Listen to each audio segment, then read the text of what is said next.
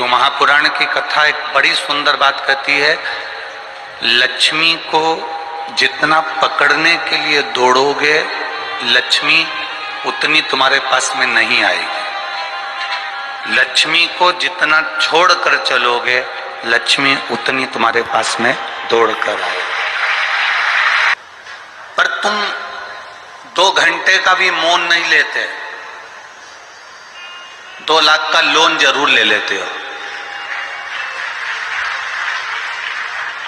अब तुम सोचते हो कि मैं लोन लेकर सुखी हो जाऊंगा, लोन पाकर सुखी हो जाऊंगा, लोन प्राप्त कर कर सुखी हो जाऊंगा।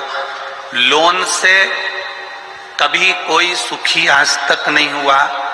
किस्त जमा करते करते करते करते करते करते करते करते करते करते एक फ्लैट की किस्त जमा करते करते खुद लेट गया और फ्लैट की किस्त पूरी नहीं हो पाई। महाराज,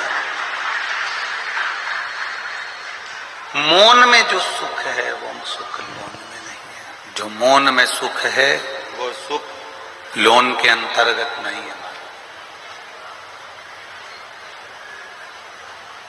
लोन से आप गाड़ी ले लोगे, लोन से बंगला ले लोगे, लोन से आप बहुत कुछ दुकान भी लगा लोगे, पर किस्त जमा करने का समय जब हर महीने आएगा तो तुम पेट भरकर रोटी नहीं खा पाओ।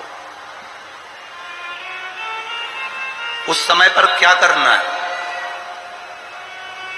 हमें लोन लेने जाने से पहले, लोन प्राप्त करने से पहले बैंक का कर्जा हो, चाहे पड़ोसी का कर्जा हो, चाहे व्यापारी का कर्जा हो, हमें किसी से कर्जा लेकर अपनी जिंदगी नहीं चलाना।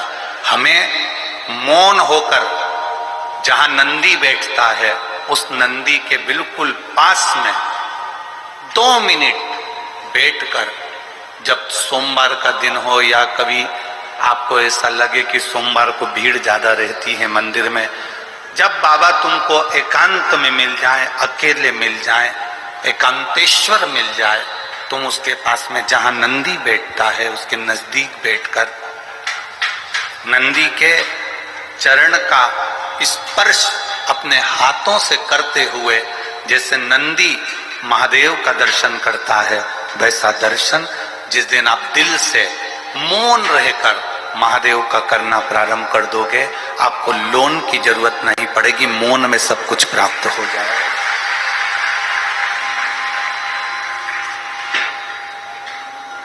आप मौन से सब कुछ प्राप्त कर सकते हो, मौन से सब धारण कर सकते हो।